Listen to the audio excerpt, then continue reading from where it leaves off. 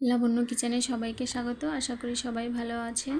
আজকে আমি ইলিশ মাছের খুব সহজ একটা রেসিপি শেয়ার করব। তো এখানে আমি ইলিশ মাছের লবণ হলুদ মেখে নিয়েছি, কচুর ডাগও কেটে পরিষ্কার করে ধুয়ে নিয়েছি, আর একটা মশলার পেস্ট তৈরি করে নিয়েছি, আদা বাটা, পরিমাণ মতো লবণ, হলুদের গুঁড়া আর লাল লঙ্কার গুঁড়া আর সামান্য জল দিয়ে গুলে নিয়েছি।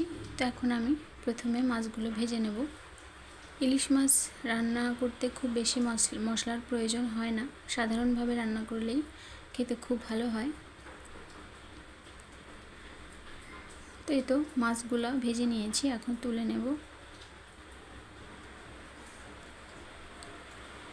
তো এবারে ফোড়নে দিয়ে দেব গোটা কালো জিরা আর তেজপাতা। এবারে মশলার পেস্ট তৈরি করে রেখেছিলাম সেটা দিয়ে দেব। খুব ভালোভাবে কিছু সময় কষিয়ে নিতে হবে।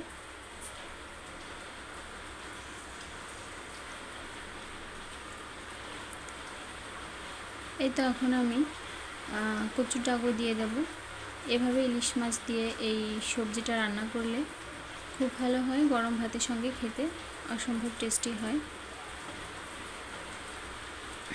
তো কিছু সময় মশলার সঙ্গে কষিয়ে নিয়েছিলাম, এখন দিয়ে দেব কাঁচা লঙ্কা চেরা। এবারে আমি মাছগুলো দিয়ে দিচ্ছি। এখন গরম জল দিয়ে দেব,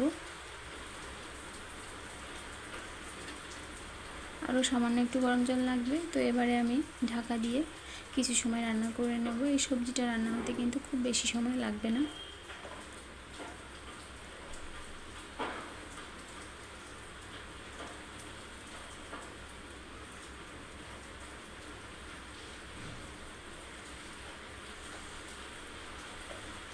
সবজিগুলো সেদ্ধ হয়ে এসেছে। এবার আমি ভাজা জিরার গুঁড়া আর খুব সামান্য পরিমাণ চিনি দিয়ে দেব।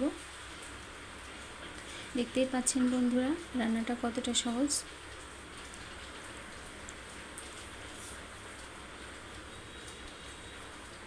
তো এতে এবারে আমি গ্যাসের চুলাটা বন্ধ করে দিয়ে নামিয়ে নেব।